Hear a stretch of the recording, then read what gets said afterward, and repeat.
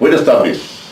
Nuevamente, hoy, viernes 17 de marzo del 2023, día de San Patricio, nos encontramos reunidos con nuestro acostumbrado programa Charlas de Café y contamos con el honor de la presencia del maestro en Derecho, Alejandro Vargas Navarrete, quien nos va a hablar de un tema, yo creo que de actualidad, o siempre ha sido de actualidad quizás, se llama la violencia.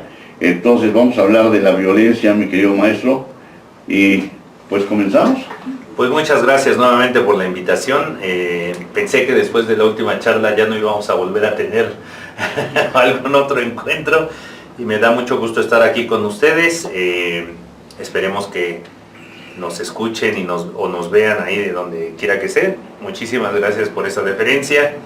Y doctor, ¿qué más que empezar con lo que vemos en la realidad? Yo creo, y fíjese, una de mis angustias personales, se lo confieso, que he tenido desde niño, es precisamente ver cómo el clima de agresión que normalmente vivimos en la calle, en nuestras casas, en las escuelas, y después ya cuando uno crece y está en una edad económicamente activa, en los propios trabajos, pues se convierte en una realidad. Esa realidad que nos orilla a tomar decisiones muchas veces acertadas, porque creo que los círculos de violencia tarde o temprano tienen que romperse. Esas paredes que nos aprisionan tarde o temprano tienen que moverse, y no se puede hacer más que quitarlas, conseguir la llave, abrirlas y salir de esas realidades. Yo creo que en nuestro país, así como en los países de Latinoamérica, estamos catalogados como un lugar en donde la violencia es una realidad en el día a día. Vivir en un país de Latinoamérica significa casi tener la vida prestada, pero no para un mes, 2 meses, un año, 2, sino para el momento. No sabemos si vamos a salir. Sabemos que vamos a salir, pero no sabemos si vamos a regresar. Y yo creo que ese es el pan de todos los días.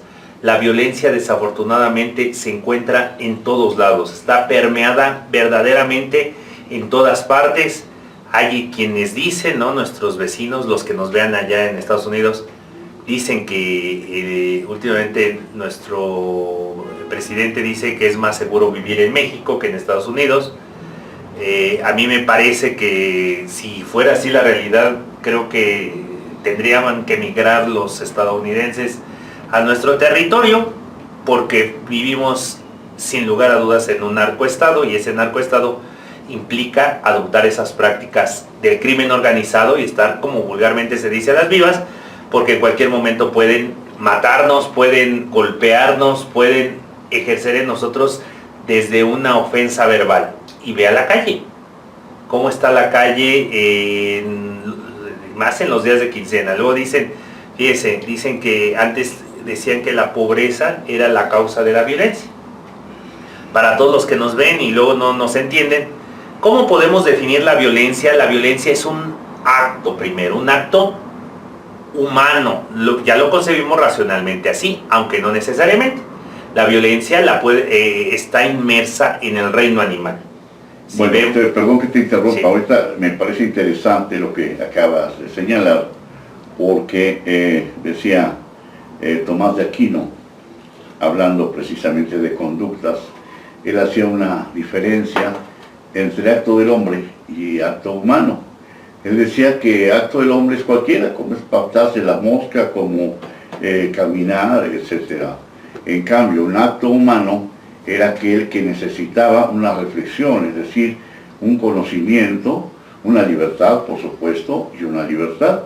Si no existía un acto con estas características, no podríamos llamar o hablar de un acto humano. Y si esto fuera así, entonces no podríamos calificar un acto dañoso como de moral o de inmoral, sino de amoral. Claro, aquí partimos de que debe haber un tamiz, un filtro, una coladera, pues, para que nos demos a entender. Y esa coladera es la sociedad. La violencia es un exceso de libertad, hablemos en términos prácticos. una persona, estamos hablando de los animalitos. ¿Un animalito puede ejercer violencia en otro animalito? Por supuesto que sí, porque normalmente la violencia la entendimos como un acto de fuerza física, o nosotros como hombres logramos hacernos entender por medio del diálogo. A lo mejor el acto de violencia será explícito cuando yo empiece a gritar, ¿no? Y ocupe otros elementos que a lo mejor no son tan visibles, ¿no? Pero que son importantes, como los gestos, ¿no? Un perro cuando nos va a morder nos saca primero los dientes, echa las orejas para atrás, ¿no? Y seguramente hay quien no se aleje y siga acariciando un animalito de otra persona, pues seguramente se va a llevar al menos una mordida, un mordisco. La violencia entonces será ese acto, ¿no? En donde va a haber un exceso de fuerza física o verbal sobre una persona, pero también sobre un animalito. Hoy día que están de moda los animalitos, ¿no? No podemos acabar con la violencia entre nosotros, pero nos sentimos tan avanzados que decimos, vamos a meter a los animalitos también, ¿no? Y si te ven, acabo de ir el otro día en una plaza y dice allí, ¿no? Que somos pet friendlies, somos amigos de tu mascota, pero ahí dice en su reglamento, donde te cachemos golpeando, asusando o maltratando física o verbalmente a tu mascota, podremos remitirte, así dice el reglamento, a la autoridad correspondiente. Entonces también hacia los animales, pero también hacia los objetos, hacia las cosas. Y en ese caso, pues nos las ponen en chino. ¿Por qué? Porque nosotros entonces decimos, bueno, si así podemos definir a la violencia, ¿hasta dónde puedo yo, como ser humano, comunicarme contigo y que eso no sea un acto de violencia? Porque las violencias, tengo que decirles que se dividen en un montonal, y cada vez los estudiosos, cada vez los que hacen precisamente los libros, la doctrina, nos señalan, a ver, hay violencia económica, hay violencia psicológica, hay violencia emocional, hay violencia física, hay violencia sexual, hay violencia contra la mujer, contra los niños, contra los discapacitados, contra las personas adultas mayores, hay violencia de género, hay violencia de orientación sexual, de discapacidad, una doméstica, puede haber violencia pública, puede haber violencia escolar, puede haber violencia laboral, puede haber violencia que ejercen o hacen los medios de comunicación. Y finalmente la violencia que el día de hoy, en tanto que pues nos ven a través de las redes sociales, la violencia que sucede en el ciberespacio. Estamos hablando entonces también de una violencia, ¿cómo podríamos decirlo? Ficticia, no física. ¿Por qué? Porque ya no ocurre en ese contacto humano en donde yo puedo manifestar esa agresión. Y nos vamos incluso a realidades alternas o universos alternativos, o como le llaman ahora gracias a los superhéroes, metauniversos, ¿no? Y esos metauniversos dicen, tampoco puedes allí gritarle a las personas, manotearlas, golpearlas, aunque sea, como dirían los niños, de a mentiritas. Entonces aquí la gran pregunta es, ¿cómo determinar o cómo saber que yo estoy siendo violento? Y aquí en ese sentido creo que es justo comentarles en cuanto a la realidad que vive en nuestro país, que fíjese, a 6 años a la fecha se ha acrecentado la idea en toda Latinoamérica, o nos han infundido la idea de que el hombre es violento con la mujer. Y esa violencia, la máxima expresión de la violencia, si por ejemplo vemos un violentómetro, que es un mecanismo didáctico que ocuparon, que sirve para detectar niveles de violencia, el último nivel de violencia sería un feminicidio. Tengo que decirle tristemente que en México se asesina a 8 mujeres al día. 8 mujeres, frente a las 94 en general, frente a los 86 muertes de hombres existen diarias en nuestro país. Existen 8 muertes que van relacionadas con las mujeres. A ver, perdón, una pequeña interrupción. No sé si esto sea pertinente preguntar.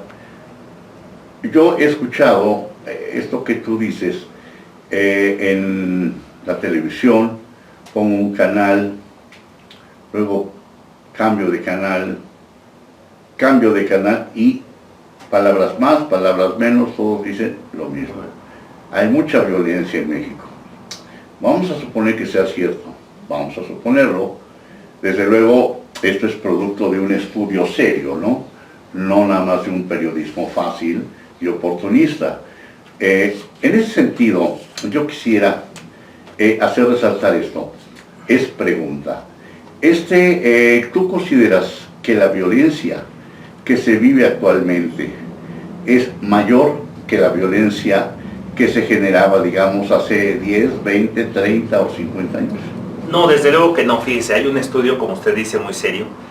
Hablamos de 1940, cuando México salía precisamente de esa posguerra, por revolución que vivimos, y en 1940, por cada 100,000 habitantes, habían 62,000 asesinatos. Es cuando México era el país más violento, no solamente de Latinoamérica, sino del mundo. Es decir, se mataba a diestra y siniestra. Y esos índices han ido bajando, han ido recuperándose. Cuando México deja de tener como gobernantes a los militares, curiosamente el índice de homicidios va a la baja. Dato curioso. Actualmente, de esos 40,000 casos que hablamos, actualmente el índice va en 17.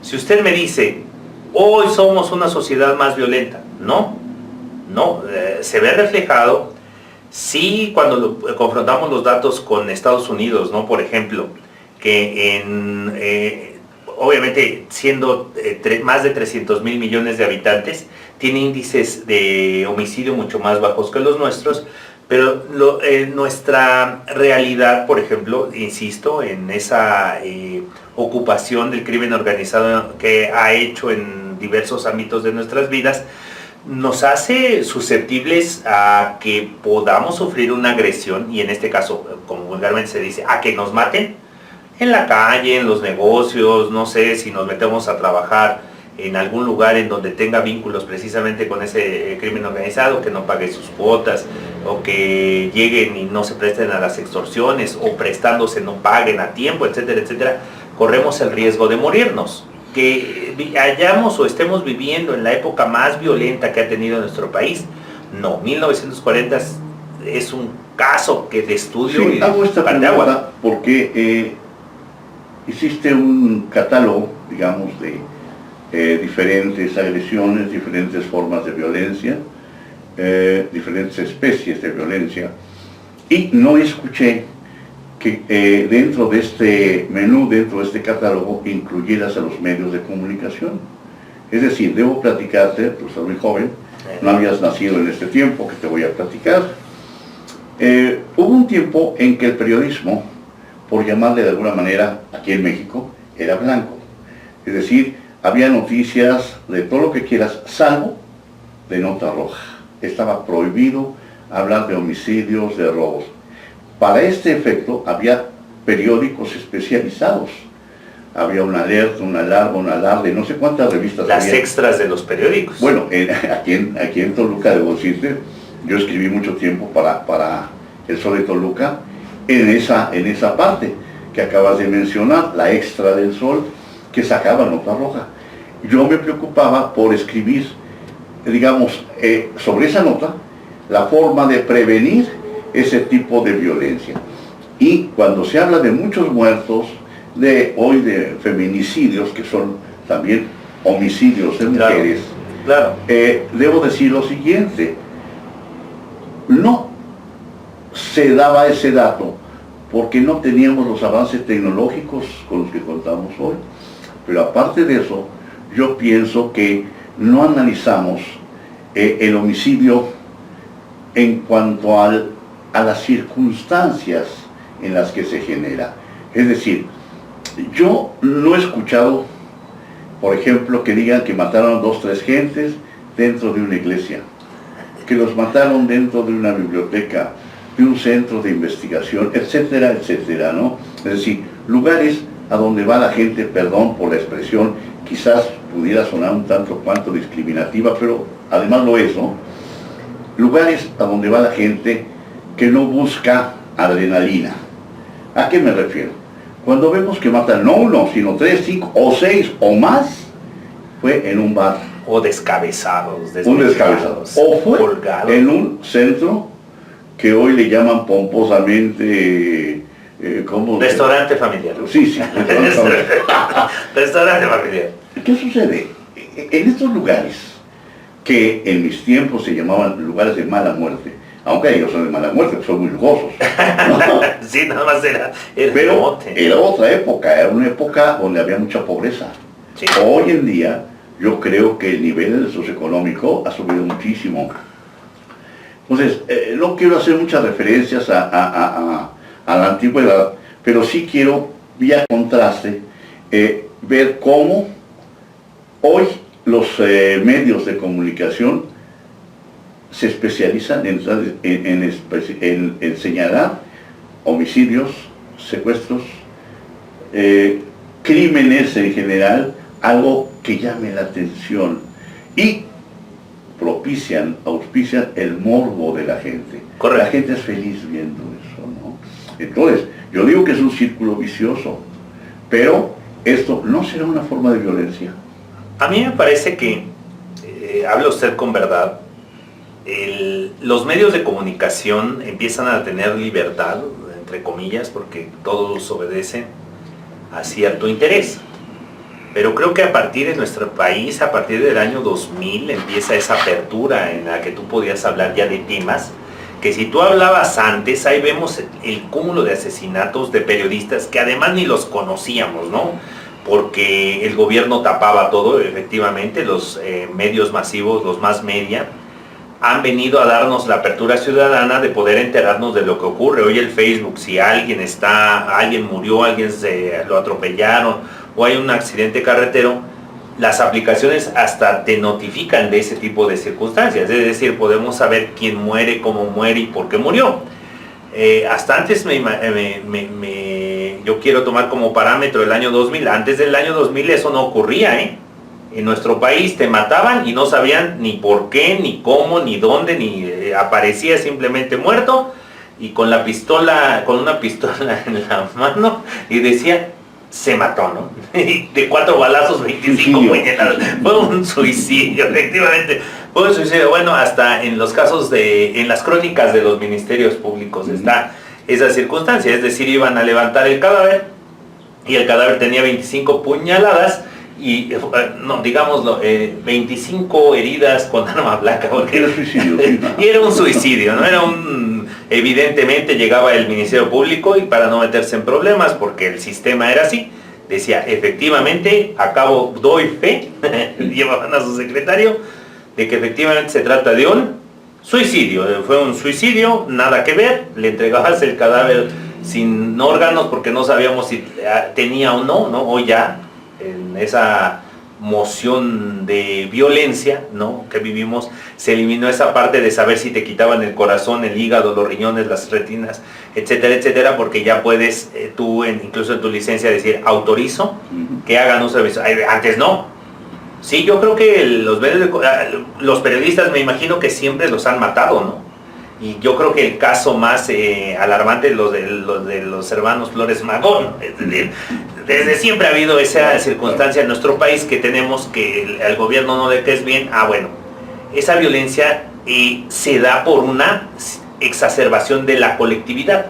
Y entramos, yo creo que aquí a las causas, porque como usted dice, sí es cierto, este tema todo el mundo lo aborda, escuchamos las mismas cifras, escuchamos todas las mismas circunstancias, pero yo creo que su programa no se trata de ese tipo de informaciones. Aquí, cómo trabajamos, cómo o qué hacer para no vivir en ambientes de violencia. Y yo creo que ese es lo interesante que hoy van a escuchar en este lugar.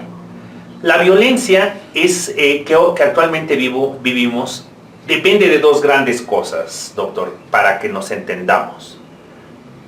Debemos de entender esos principios sociales en donde nuestra sociedad hoy se basa, donde se fundamenta, que es la libertad y la igualdad, decíamos, ¿no? Fíjese, ahorita con las pugnas que hay, yo me voy a hace 2000 años, en donde, para los que tengan esa corriente cristiana, Jesús de Nazaret vino al mundo, ¿no?, en ese carácter deificante, y él dice, ¿no?, en sus preceptos, ¿no?, vengo a liberarlos, vengo a darles libertad, la libertad que les impide llegar a el reino de los cielos, dice él, ¿no? La paz, ¿verdad? Y a través de la paz. Y veamos esa concepción que a mí me parece interesantísima si revisamos los 4 evangelios cristianos. En ningún momento Jesucristo se mete en el conflicto que hoy sí tenemos de decir, creo que si paramos a cualquier persona y le decimos y le preguntamos si es libre, las personas no van a dudar en decir, pues sí, vivimos en un estado en donde yo puedo caminar, puedo trabajar, puedo hacer lo que me venga en gana siempre que sea lícito. Pero si le preguntamos a una persona si es igual a otra persona, ahí van a empezar las diferencias que han originado todos los problemas sociales. Y hablaba de Jesucristo porque él nunca vino a dar parámetros de igualdad. Nunca dijo, vamos a trabajar sobre la igualdad, ¿no? Me disculpo en ese argumento tan soez, pero él dijo, vamos a trabajar la libertad, ¿no? La libertad, la verdad, decía él, los va a hacer libres. No dijo, la verdad los va a hacer iguales. Y dice ahí en la paradoja, ¿y quién es la verdad? Y que él dice, ¿no? Yo soy la verdad, soy el camino, soy la puerta, yo soy la vida. Y obviamente quien ve la verdad, o sea, quien me ve a mí, ve a la otra verdad, que es el Dios mismo, etcétera, etcétera. No, me refiero a esto porque inclusive, observemos, no vino y dijo, vamos a hacernos todos iguales. ¿Por qué? Porque la igualdad es una circunstancia que como aspiración se oye bien. Pero yo creo que el concepto de libertad lo han manejado los gobiernos, ¿no? Es decir, es una aspiración institucional, es un modelo, sí, por supuesto, inventado, es un modelo postizo, pienso yo, para que la gente le suene bonito, ¿no? Y quienes han aprovechado esta terminología muy inteligentemente han sido los productores. Sí, claro. Y entonces ya somos iguales, todos. Todos podemos ser iguales, dice. Como en su tiempo los ombligos, ¿no? Decían que el ombligo era el Volkswagen, todos tenían el suyo, ¿no? De esa no me la sabía. Pero es chiste de personas que vivieron antes sí, de claro. los 90. Entonces, volviendo a lo que dice, sí, efectivamente, hay un momento, hay un pasaje en donde inclusive Judas se molesta mucho con Jesús. Ajá. Y con las hermanas de Lázaro. Así es, qué buen pasaje, excelente pasaje. Lo están perfumando a Jesús, una de las hermanas de Lázaro, con un perfume que se dice que es muy caro. Dice, pero ¿cómo permites eso, no? Ese perfume hay que venderlo, ¿no? Obviamente era del neoliberalismo ese señor, ¿no? Y sucede que Jesús dice precisamente, déjalas, porque pobres siempre va a existir. Sí, claro. Entonces, claro que había, y es natural, o sea, si dos personas, en una familia, tienen los mismos padres, la misma educación, el mismo medio ambiente, ¿y por qué uno de los hijos sale triunfador, el otro sale poco triunfador, y el otro de plano es una calavera? Un delincuente. ¿Qué pasa ahí? Entonces, la propia naturaleza nos marca esa desigualdad, ¿no? Es más, veamos, todo ser humano tiene diferentes huellas digitales, no hay uno igual. Entonces, no, yo estoy totalmente de acuerdo contigo, pero insisto, yo agregaría que ese modelo, ese paradigma, no existe, la igualdad, claro, es un mito. Y ve hacia dónde estamos corriendo, socialmente hacia dónde estamos corriendo. Nos engañan porque ciertamente es un engaño, esos máximos que el gobierno dice, sería bueno que las personas se sintieran en la libertad de ejercer tal o cual derecho. Me voy, por ejemplo, tú tienes, por el simple hecho de vivir en México, en Estados Unidos, en Canadá, yéndonos a estos 3 países del norte, tienes derecho a poseer, ¿no? ¿Sí o no? Y aquí, fíjese, viene la contravención a lo que estamos hablando. ¿Por qué hablamos de igualdad? Porque antes se creía que la pobreza era la causa principal de la violencia social. Vámonos ya a enfocar a una violencia social. El día de hoy vamos a hablar de esa violencia social. Y decían, gracias a que existe, en el caso de México hoy día, ¿no?, el 62% de la población vive en pobreza extrema, ¿no? Que ya se movió allí. Bueno, pues entonces hay que darle su beca del bienestar, ¿cómo se llama? A través de los programas del bienestar. Vamos a otorgarles a esas personas en condición de pobreza su dinerito para que ya no sean violentas. No, bueno, el Estado dice, vamos a controlar la violencia. Correcto. Vamos, el origen, decían anterior a los años 90, el origen de la violencia es la pobreza. Entonces surge esa idea de que a través de los programas sociales, ¿no?, en esa exacerbación que tiene el Estado, en esa participación institucionalizada o institucional, dice, vamos a combatir la pobreza. ¿Cómo la combatimos? A través de los famosos programas sociales. Perdón, otra pregunta, ya que estamos en esto, y como se dice, con todo respeto,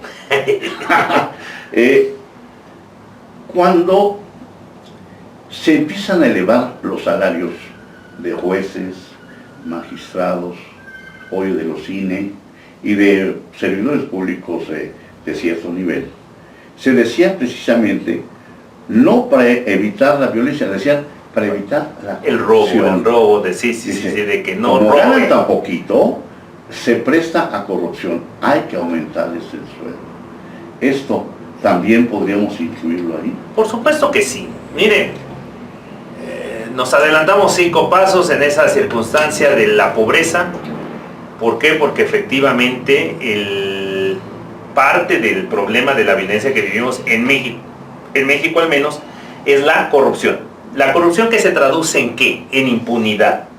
Cuando viene esa conformación de decir qué vamos a hacer con tanta violencia que empieza a gestarse, sobre todo no sé si usted recuerde que esa violencia o un detonante de esa violencia social la tuvimos cuando empiezan los secuestros. Cuando las personas, cuando ciertos grupos de personas, concretamente el Mocha Orejas, no sé si usted lo recuerde, dicen, vamos a empezar a hacer esa parte de hacerla de Robin Hood, de quitarle a los ricos para nosotros que somos pobres quedárnoslos y tener una expectativa de vida mejor. Y empieza precisamente a decir, algo tenemos que hacer con este sistema político que no está funcionando. Y obviamente en ese sistema de creencias, porque créanme lo que todo es dogma muchas veces o creencia, dicen, vamos a pagarles bien a los servidores públicos precisamente para que no se presten a corrupciones. Que si un delincuente está acusado de secuestro, ese delincuente, ¿no?, desobedeciendo ese carácter del 95 al 97% de impunidad que tenemos en México, sea sancionado. O sea, el incremento entonces de salarios a los servidores públicos, vamos a enfocarnos en la procuración y en la administración de justicia. Entonces, en tu criterio, no eliminó el COVID. No sirve de nada. No sirve de nada. Lo incrementa. Lo incrementa. Sí, y vamos a ver por qué. Tiene una explicación, Doc. Todo esto es altamente interesante porque muchas veces hablamos por hablar, pero no. Tiene una justificación en la desigualdad social. Por eso empecé hablando por desigualdad. Yo cuando vamos a poner el ejemplo que usted está diciendo frente a la clase media. La clase media, como vulgarmente se le ha dicho, es aspiracionista, ¿no? Son sujetos que tienen hambre de acceder a otros niveles. Bueno, perdón, pero yo creo que cuando hablamos de clase media ahí, perdón que yo me vaya hasta el concepto trumpista, ¿no?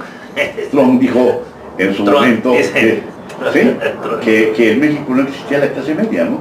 Y cuando un sociólogo hacía una clasificación, también quedó sobre el tintero esa idea de que cuando hablamos de clase media, ¿a qué se refieren?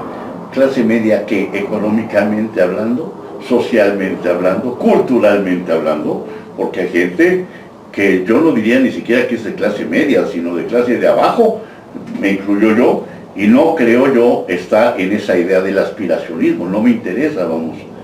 Soy contento con lo que hago, me satisface, y el poco dinero que yo recibo, para mí es muchísimo, pero si alguien se compara conmigo, pues va a decir que soy un mediocre, ¿no?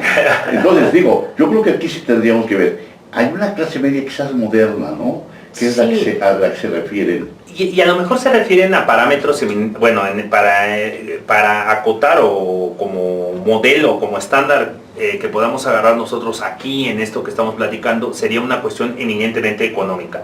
Porque si nos vamos a los parámetros inteligibles, es decir, a la inteligencia o algunos factores que nos den cualidades, no sé, me voy con aquellos que hacen obra de caridad, ¿no? Yo soy pobre pero quiero hacer obra de caridad y me junto con aquellos ricos que sí lo hacen. Eso no me convierte en una clase media, desde luego me convierte en o lo que hacen algunos grupúsculos que dicen, a ver, vamos a dividirlos, entre más dinero tengas, más autoridad y más poder vas a tener. No, quitémonos de eso, vámonos a un aspecto eminentemente cuantitativo, es decir, dinero, marmaja, billete, ¿no?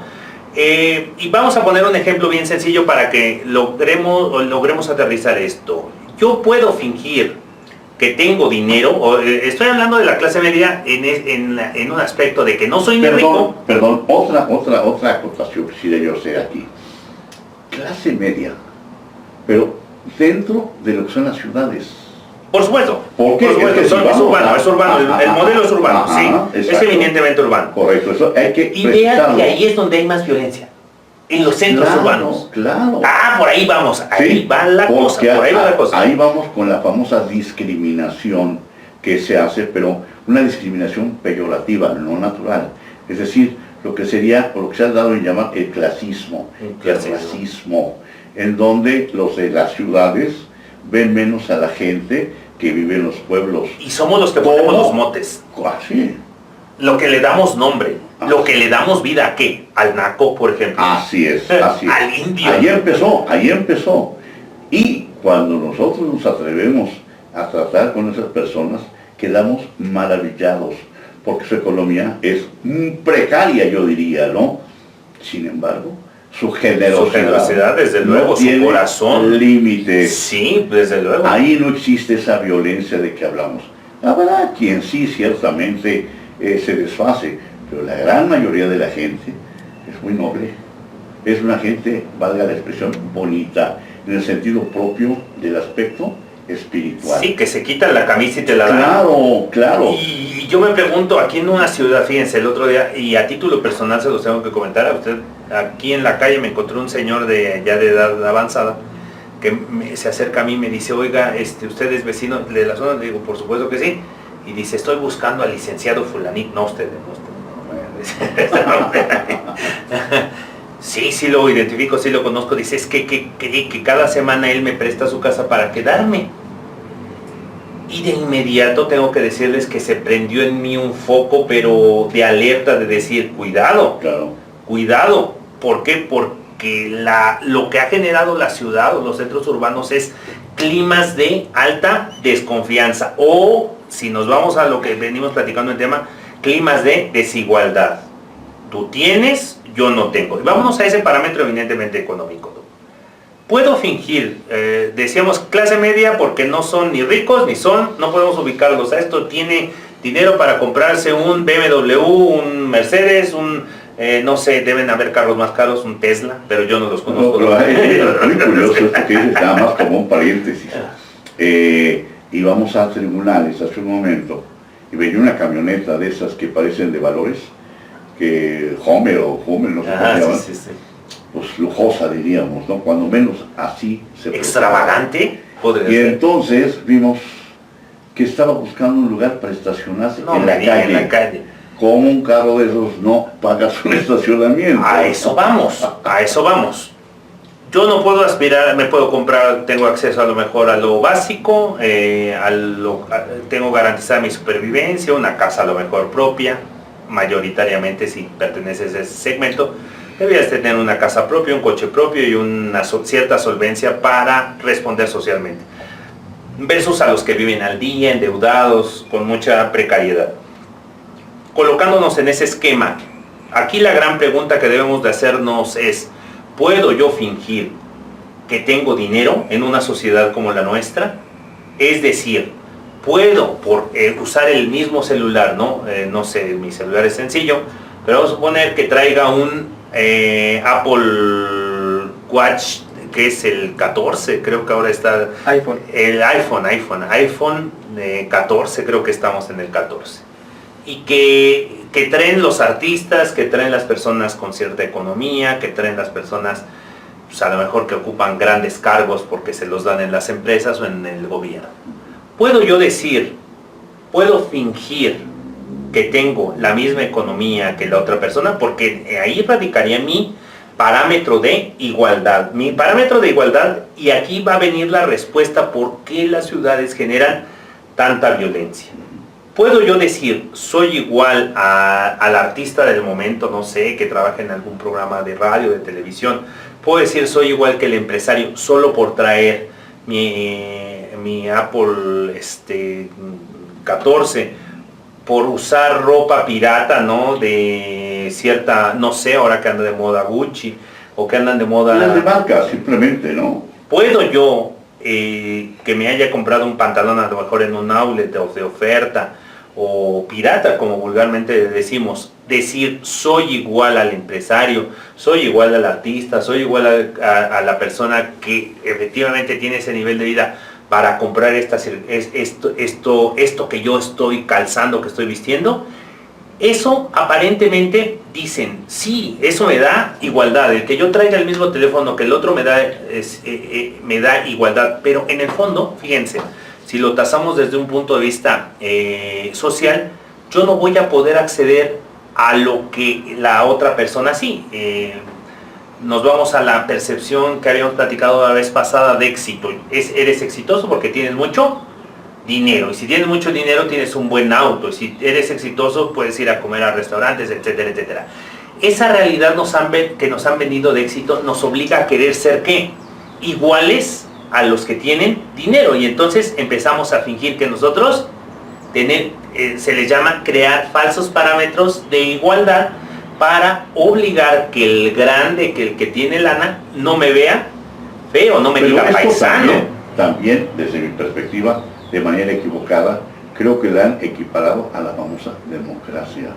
Desde luego que sí, y volvemos a los esquemas perversos que crean las instituciones gubernamentales en este caso. A mí me conviene como gobierno que tú creas que por comprar en Coppel, por comprar en Electra, que por comprar en el Walmart, eres igual que la persona que tiene dinero y que por raras de su necesidad también compra en el Walmart. A lo mejor no va a comprar en el Coppel ni en el Electra, pero sí te lo podrás encontrar a un artista, a un millonario, a alguien comprando en el Coppel, o incluso tú como individuo con esa aspiración dirías, ¿cuánto me cuesta mi membresía en el Costco? ¿No? Me cuesta 800 pesos, no sé cuánto cueste, y yo encuentro ahí personas que tienen la misma solvencia. Bueno, hay algo, ¿no?, muy interesante ahorita que comentas esto. Es una crítica, digamos, violenta. Yo veo que una persona viene saliendo de su coche, camina normal, pero cuando ingresa a la tienda de Costco, cambia su forma de caminar. Y de mirar. Nos volvemos como altivos, ¿no? Les llaman, ¿no? Y vemos con desprecio y decimos, ¿por qué le dan estas credenciales a todo mundo? Deberían de ponerlas más caras, cuando es una ficción. Claro. En cierto sentido, hacia donde vamos a aterrizar es, estas ficciones que nos han vendido las grandes áreas comerciales, que nos ha vendido la propia sociedad en cuanto a sus individualismos, y que hacia allá vamos a avanzar, nos dicen, tú eres igual por poder entrar al Costco, y no te tiene, tú mira igual. Si traes tu Chevy ahí 92 o traes tu Volkswagen, que no creo que nadie traiga Volkswagen, vamos a poner que alguien traiga su Volkswagen, pues siéntete igual, y bájate y mira igual y trata igual, y ve y cómete las pruebitas, y ve y compra, gástate 5,000 pesos en ese momento y endeúdate con tu tarjeta de crédito. Allí en esa circunstancia nosotros vamos a percatarnos de dos cosas. La primera es de que en esa realidad económica alguien siempre va a tener más dinero que yo. Y esa circunstancia, en vez de generar ese falso parámetro de igualdad, de decir tú y yo somos iguales, con mi Volkswagen, con mi Chevy, con mi carrito modesto, que no está mal, ¿no? En esa realidad voy a decir, debo tener más, ¿sí o no? Cuando el servidor público se para en una oficina y lo contratan con un sueldo modesto, digno a lo mejor para el cúmulo de personas que no son servidores públicas, pero que ve que el juez, que el magistrado tiene negocios, tiene business, que el notario, ¿no? Yo creo que los notarios son verdaderamente grotescos y es una grosería que existan en una actualidad mundial. Pero es producto, creo yo, de un periodo conservador, ¿no? Todavía esa figura del notario público me parece, como dices tú, una ofensa hacia... Pero nadie hace nada, al contrario. Ahorita que hay un gobierno de izquierda no dice, vamos a eliminar esos fondos de... Al contrario, dicen, ya estamos aquí, hay que agarrarnos también y ahorita hay que nombrar a cuates, bla, bla, bla. ¿Por qué? Porque son figuras que convienen, porque son premios. Y esos premios, ¿qué generan? Yo conozco a varios casos, ya andando en el litigio, que usted también podrá observar, que son verdaderamente rateros, que son truanes, que son ladrones. Que tengo un caso ahorita en donde un notario interino, ¿no? Porque a eso vamos con la desigualdad. Un notario interino, por sacarse una lana, hace que firmen o avala una compraventa de una persona que es incapaz, que está mal de sus facultades mentales, que ya no puede firmar, que ya no puede actuar, ¿no? En estricto sentido en un acto legal, y que el notario se le hace fácil decir, soy tu cuate, somos cuates, dame unos 50,000, 100,000 pesos. ¿Para qué? Para que precisamente yo pueda ir a comer a un restaurante con esos 50,000 que tú me das, comprarme unos zapatos Salvatore Ferragamo, comprarle un bolso a mi esposa, pagar la colegiatura en una escuela cara para mis hijos, y empezamos con esa cuestión de corrupción derivada de ¿qué? De esa desigualdad económica. Parte del gran problema que hoy tenemos precisamente, que palpamos todos los mexicanos en ese clima de polarización, es precisamente que decimos, un momento, yo no puedo ser igual a ti aunque quiera.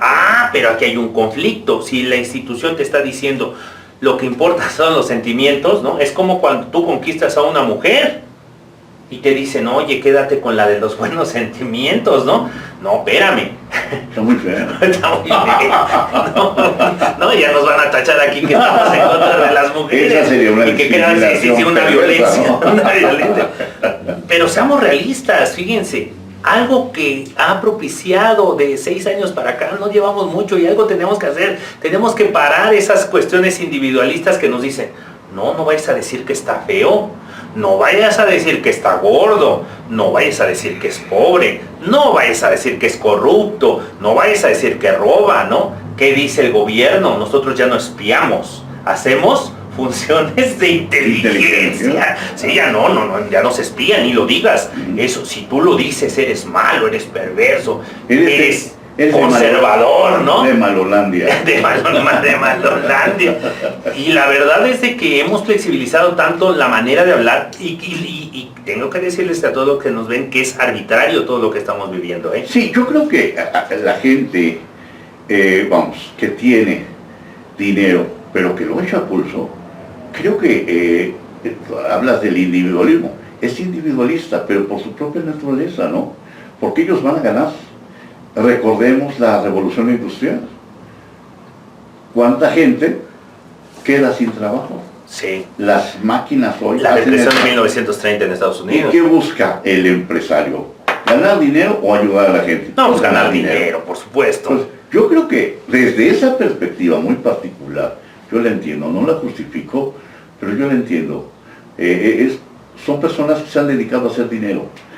Su cerebro solamente marca cuestiones financieras. No se han preocupado por aspectos humanos. Tan es así que si analizáramos la vida de estos grandes millonarios a través de la historia, son gente sola. Gente con problemas muy serios en su propio matrimonio, en su propia casa, con sus propios hijos.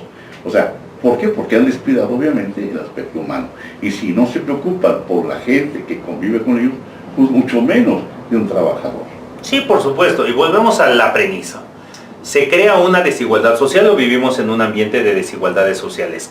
Algo que debemos de trabajar como sociedad es observarlas.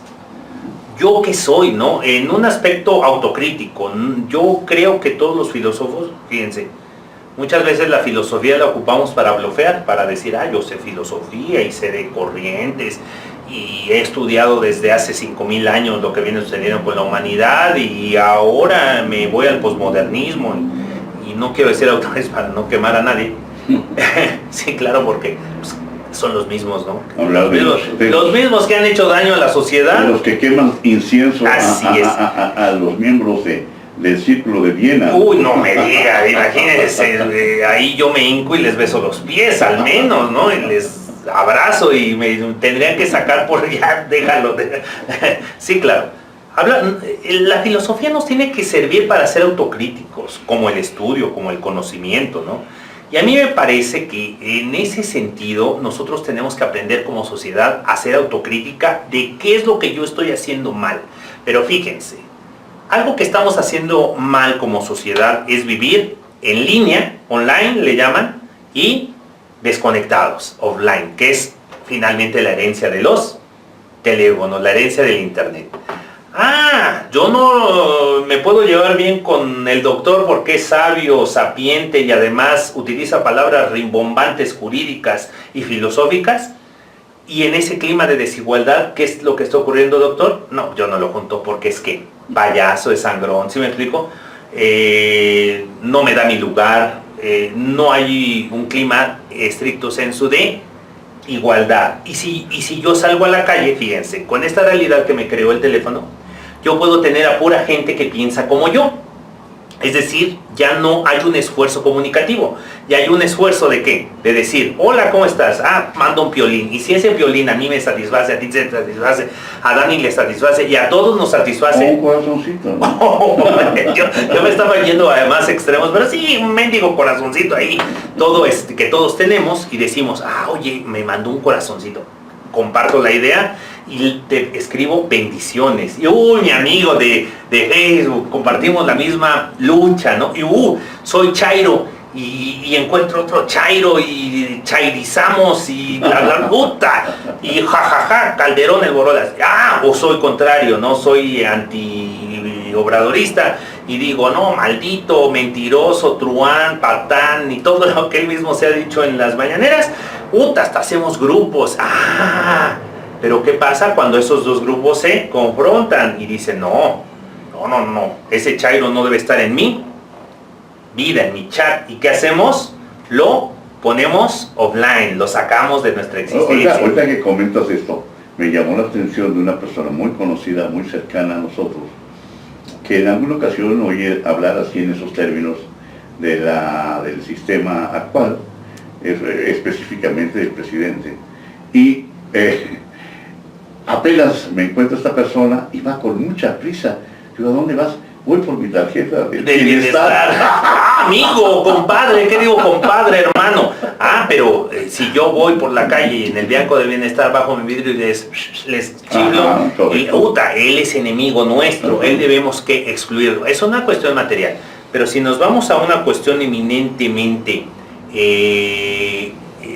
ficticia de esta realidad cibernética que nos hemos creado, yo no compagino contigo, es bien fácil desbloquearte, es bien fácil ya no hablarte, es bien fácil, incluso el Facebook tiene una función que dice pausar durante 30 días a fulanito, ¿no? Porque te harta. Ese ejercicio ficticio no lo podemos hacer en la sociedad. Yo no puedo hacer ese ejercicio ficticio, pero ¿qué creen? Hay personas que lo están, intentando, y hablamos, por ejemplo, vamos a poner un ejemplo para no herir susceptibilidades, por ejemplo, con los feministas, con los homosexuales o con otros grupos que si hablas de ellos implica que te censuren. Sexuales diferentes, ¿no? Vamos a los antivacunas. Ahorita que vamos a cumplir ya 3 años aquí en México de que ocurrió esa desgracia, ¿no? Hace 3 años, acuérdense, a estas alturas del mes, del tiempo ya no había papel higiénico, ¿no? Se fueron todo el mundo dijo que la pandemia se iba a sobrevivir si tenías papel higiénico. Dijo que iban a tener gripas, que iban a tener mucho diarrea, ¿no? Y nos acabamos el papel higiénico, ¿no? Ya estamos, incluso las toallas multiservicios, las servilletas, todo se acabó, ¿no? Bueno.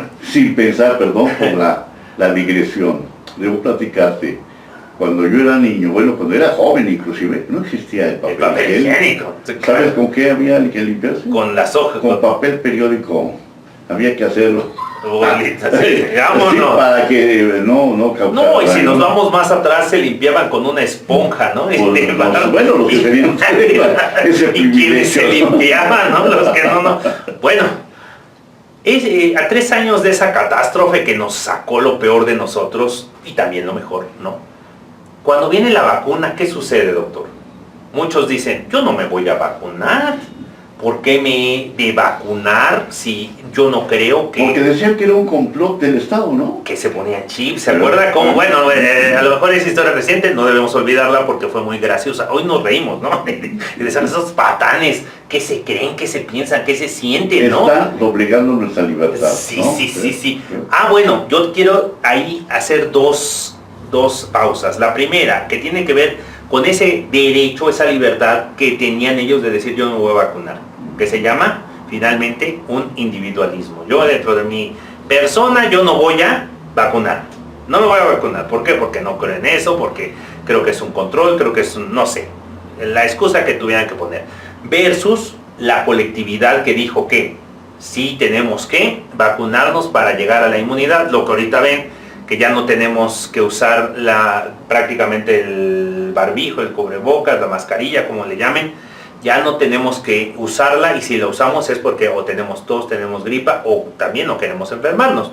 Yo me incluyo en esas personas traumatizadas que todavía usan el cubrebocas en lugares públicos. Bueno, con los aires fríos, yo recomiendo el cubrebocas, porque el aire frío te provoca problemas en los bronquios. Así es, ¿sí? Y eso te lo calma, por independientemente de que haya o no bacterias, que sabemos que las hay, con el cubrebocas evitas que tengas el aire frío, ¿no? Yo creo que eso es recomendable, sí.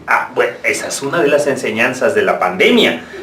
Eso le podemos llamar colectivismo. La mayoría o la sociedad o la colectividad, como quieran llamarles, dijo, tenemos que vacunarnos, tenemos que usar cubrebocas. Y vean cuántos que ejercían ese derecho a ser ellos, y que decían, yo no voy a usar cubrebocas porque no sirve de nada, yo no voy a usar vacuna porque no me interesa usarla.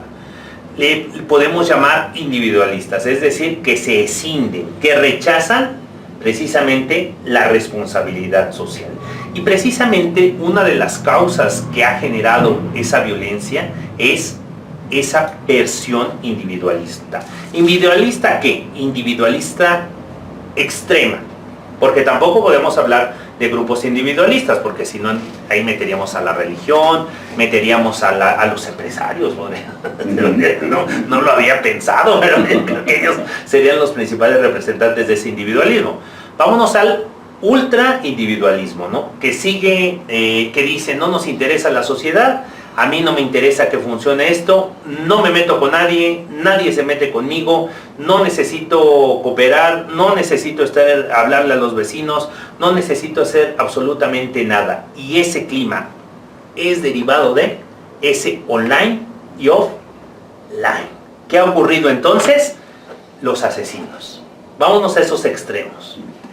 Y vámonos a los feminicidios. Curiosamente, todavía habrá un estudio en lo futuro que lo indique o no, pero se han creado secretarías de la mujer, ministerios en otros países, se han creado instituciones de procuración, de administración, todo implica a cuidar y a proteger que no maten a las mujeres, la violencia que nos venden esos colectivos o esos corrientes individualistas llamadas feministas, ¿no? Pero hoy más que en otros años, tenemos 8 mujeres muertas, ahí disgrego con que se les tenga que hacer su apartado específico legal, ¿no? De feminicidio, pero vamos a darles el beneficio de la duda. Es un sentido, ¿no? Sí. Porque recuerda que se dice en la Constitución que el hombre y la mujer somos iguales, ¿no? Claro, artículo 4 constitucional. Pero no dicen cómo, no dicen qué, no dicen, y en este caso esa corriente individualista dice, nosotros marchamos para que no nos maten. Pero ¿por qué entonces se sigue matando a la mujer? ¿Por qué entonces seguimos teniendo 35,000 la violencia, muertos, ¿no? anuales? Decían que una de las causas también es el alcoholismo, ¿no? Llegaba un tipo y se alcoholizaba y le pegaba a la mujer. Entonces ella esperó hasta el otro día para que ya estuviera ya contento con sus chilaquilitos y le dice, oye viejo, ya que estás en tu juicio, dime, ¿por qué me pegaste? Dice, mira, no te das tonta, ya sé que andas con el plomero, con el lechero, y creo que hasta con el sastre, ¿ya? Solo que sea por eso. O ahora para no vernos violentos. Tenemos que ver y analizar también las causas. Sí, claro. O sea, estamos viendo nada más el efecto. Una mujer muerta, sí, pero ¿por qué la mataron? Sí, claro. Porque quizás ni siquiera fue un hombre, fue otra mujer la que la privó de la vida. Y creo que parte del hablar de esa realidad o ser objetivos o autocríticos como venimos manejando es, hay un asunto que nosotros vemos o vivimos en un juicio de una persona profesionista que tenía a su concubina, a su esposa y a su concubina, y a la concubina la ocupaba para beber, para drogarse, para finalmente liberarse un día al mes, un día cada 2 meses, y cada que iba a tomar y a ponerse hasta el gorro, se iba con la concubina. No había esa complacencia. En una ocasión, precisamente como Nama la veía pues muy poco, se presenta una charla en donde evidencia de infidelidad la concubina, es un caso real, no es un invento. Drogados que estaban, alcoholizados, drogados que estaban, con un cuchillo de cocina. El famoso cebollero. Un cebollero, yo era más chiquito, pero bueno, vamos a poner que es un cebollero. Al otro día, sin darse cuenta, ¿no? Así se narra en el parte policial, ¿no?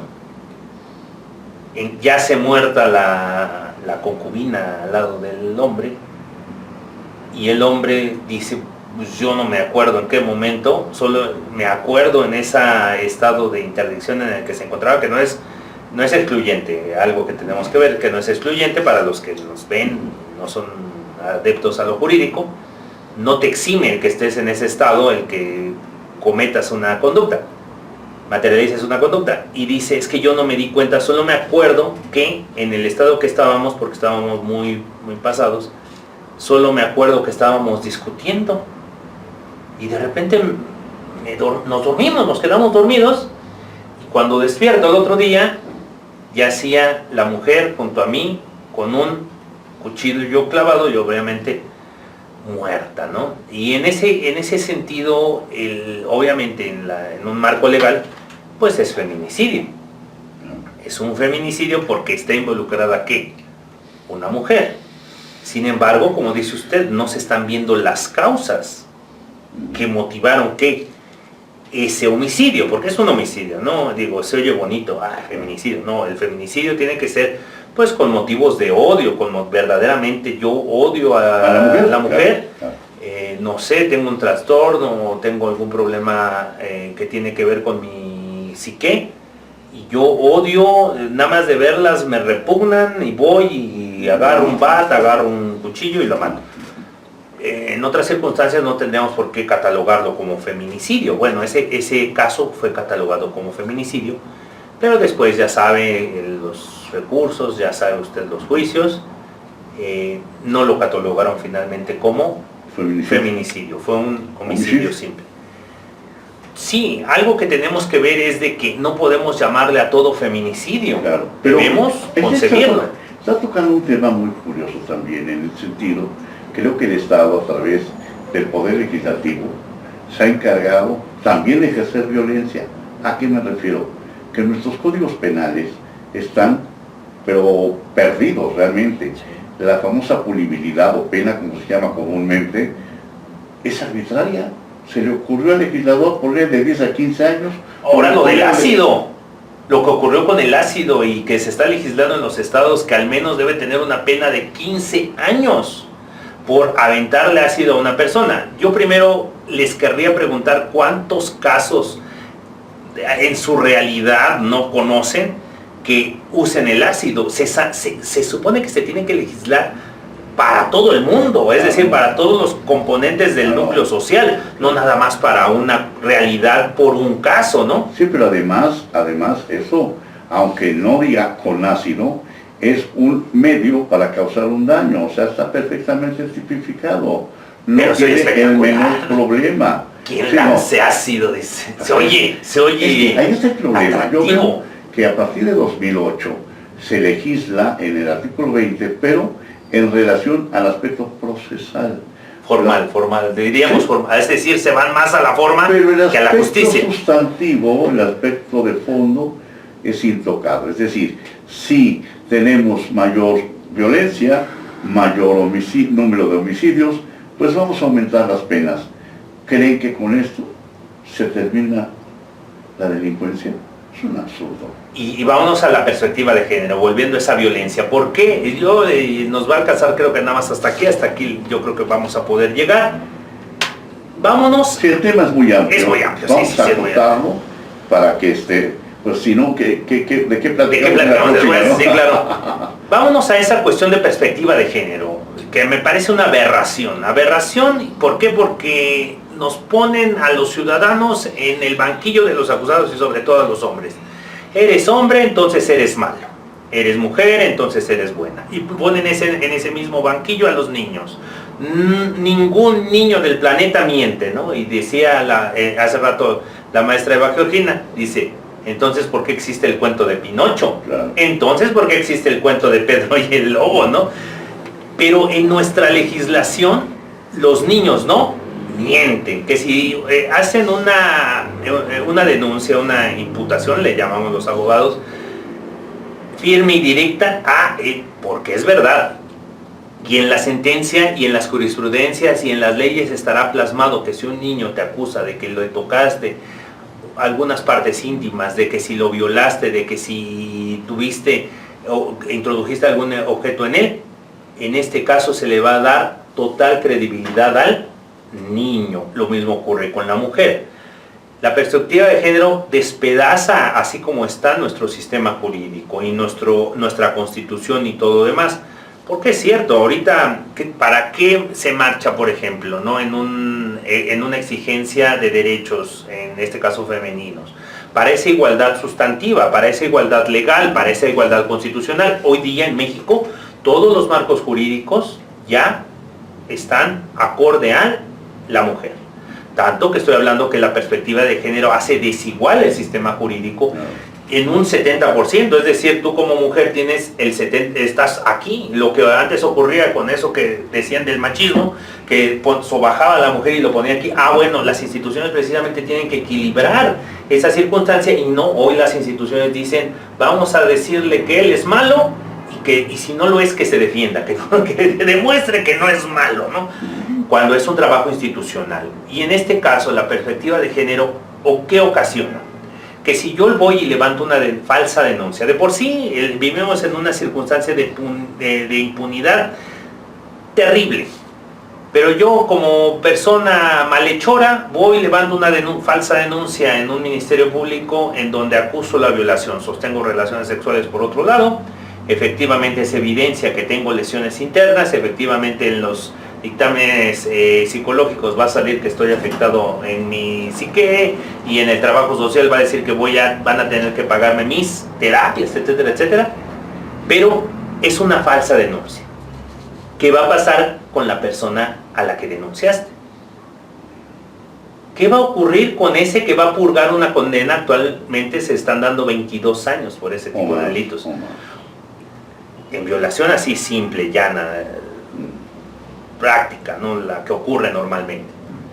Sí, si hay agravantes, te están dando hasta 40 años en un homicidio. Yo creo que es más benigno a veces el homicidio que la propia violación. Vas a purgar una condena de 20 años. ¿Qué va a pasar con esa persona que fue acusada de violación? Primero, va a ser ingresado en un clima de criminalidad o muy violento. Y va a aprender a ¿qué? A ser criminal. En el momento en el que ese criminal sea liberado, lo primero que va a buscar es lo mismo que va a buscar el servidor público que entró de manera cándida a la oficina y vio que su jefe robaba y vio que su jefe pedía mordidas para llevar una vida cómoda y holgada. Va a querer vengarse, van a generarse circunstancias de rencor, y ese rencor va a orillar ¿a qué? A cometer un crimen, ahora sí, perfeccionar el que no había hecho, porque nosotros como sociedad lo hicimos criminal, y no solo eso, va a buscar Pero venganza. ¿no crees que eso se generó precisamente en ese periodo neoliberal? ¿Cuándo vas a imaginar que un reclusorio, que es de orden público, esté en manos privadas? Hoy están concesionados los reclusorios. Entonces la idea es precisamente mandar más gente a que esté interna, porque cada uno genera un montón de dinero diarios al concesionario. O sea, si vamos analizando, es una corrupción general, porque esto, decían, es que no alcanza el dinero para construir reclusorios. Ahí está la muestra. O sea, es otro semillero de violencia. Y de criminalidad. Y de criminalidad, claro. Nos quejamos tanto de que vivimos en climas violentos, pero nosotros mismos no nos damos cuenta que somos generadores de violencia. ¿No? Y que al ser generadores de violencia, y hablamos de la violencia social, ¿qué nos queda como sociedad a lo mejor en esta primera fase en la que estamos hablando?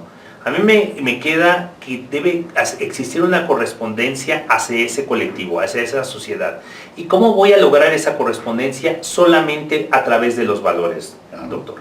En el momento en el que nosotros como sociedad perdemos ese carácter moral que siempre ha cohesionado al colectivo, en ese momento nosotros renunciamos a esa facultad de ¿qué? De acabar con la violencia que vivimos en las calles.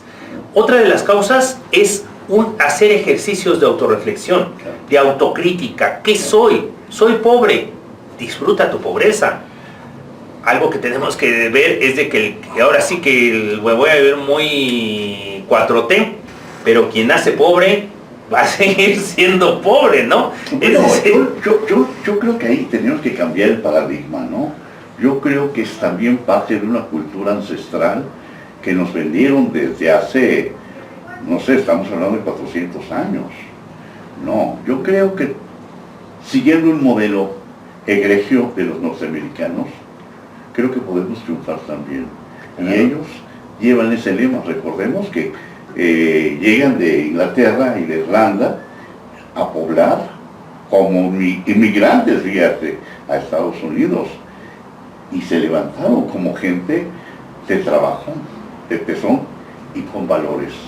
Claro. Muy importante. Es decir, cambiar lo que tú dices de individualismo a solidaridad, ayudar al otro.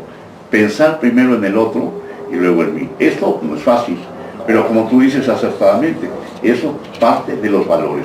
Valdría la pena quizás que se echaran un clavado a la Biblia que tú comentaste, en este Nuevo Testamento, en esos evangelios, para que vean los valores que se están manejando ahí. Y desde luego, en el Antiguo Testamento tenemos los sapienciales, en donde te dan normas éticas muy valiosas y que desde luego trasladando esos ejemplos de aquellos años a nuestra realidad. Pero sí, yo estoy de acuerdo contigo que es una persona que vive con su propia realidad y con optimismo sobre todo, ¿no?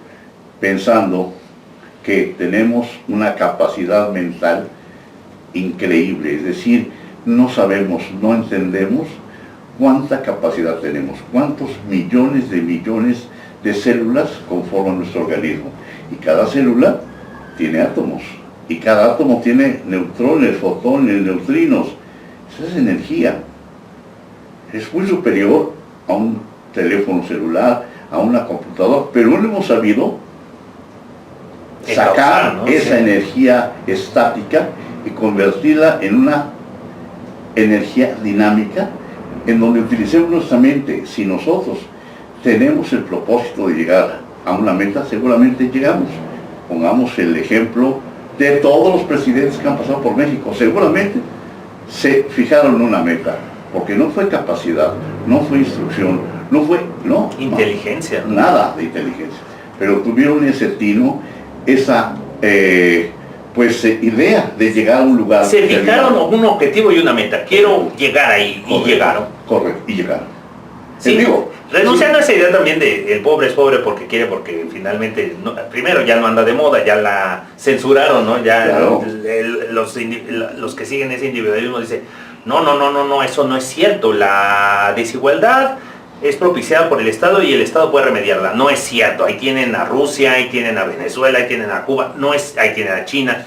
No es cierto. Aquí a mí me parece que también tenemos dos opciones: convertirnos en el filósofo que el mundo esperaba, claro, y desapegarnos y hacer berrinche y crear corrientes más allá del existencialismo, no sé, así como existe más allá de todo razonable, más allá de todo existencialismo, más allá de toda privación, etcétera, etcétera. Yo creo que aquí nos corresponde a nosotros aterrizar y decir, ¿qué quiero? ¿Escindirme? Es bien fácil, ya les dije, funcionar como un teléfono celular. Yo creo que debemos de, parte de la conclusión que estamos dando, debemos dejar de funcionar como celulares. Arriesgarnos a crear grupos en donde podamos conectarnos, entendernos, tolerarnos y decir, yo no comparto mucho lo que está diciendo, pero acepto, respeto, y no por eso voy a dejarte de hablar, no por eso voy a dejar de seguirte frecuentando para tomarnos un cafecito, claro, para comernos una tortillita, etcétera, etcétera. A mí me parece que quitándote esos atavismos, empiezas a quitar también, tú eres mi rey, tú eres paisano, tú eres naco, tú eres foráneo, y empiezas a desestigmatizar la programación que te ha dado el celular. Yo resumiría todo esto que tú manejas, a tu mejor opinión, en dos causas fundamentales a tipo genérico: las exógenas, que ya manejaste muy bien, y las endógenas. Es decir, tomar en consideración qué traemos acá. Traemos un aspecto genético que no conocemos, un medio ambiente a veces muy hostil, y alguien me mandaba por estos medios electrónicos una síntesis de la jornada del Universal, del proceso de Lumia. Ya no te molestes, ¿no? Voy a leer, ¿no? Lo desconecta, offline. Entonces, sí, debemos aprender a pensar por nosotros mismos y ser analíticos. Muy autocríticos, ¿verdad? Muy autocríticos. En la medida en la que, siguiendo las pautas del doctor, en la medida en que aprendamos a conocernos a nosotros mismos, podremos conocer a la sociedad, y cuando la conozcamos podemos interactuar y lograr cambios positivos. Yo creo que los grupos, los famosos colectivos tienen también sus puntos buenos, como pensar en el otro, ¿no? Sin hacerlo tan privativo, es decir, pensar en que podemos sembrar plantas, tener árboles, tener agua, cuidarla, no echar, es decir, esos pequeños detalles que pueden ayudar, exigirle a la autoridad, darle seguimiento a una denuncia, ¿no? Muchas veces cuando nos pasa algo en la calle decimos, es que hoy me tocó a mí, ya estaba de Dios. No, vamos, levantamos nuestra denuncia, no lo hagas por ti, ¿no? Acabo de tener un caso en donde llega una doctora en educación que la corrieron porque le gritaban, le humillaban, le escupían ahí en donde estaba trabajando, y le dije, ¿y usted qué hace? No, pues ya que me den mi liquidación y nada más. Y estando ahí, le dije, le van a dar tanto, ¿no? 11,000 pesos le dije que le iban a dar, y efectivamente le dieron 11,600 pesos, y le dije, pero le voy a dar un mal consejo, no lo haga por usted, hágale por todas las doctoras en educación, en sociología, en etnografía, en todos que ocupan un cargo escolar como usted. No les acepte el finiquito y denuncie. Denuncie, y no solo eso. Vaya en lo laboral a levantar precisamente su demanda, porque esta injusticia no puede vivirla una mujer en la condición educativa, al menos en la que está.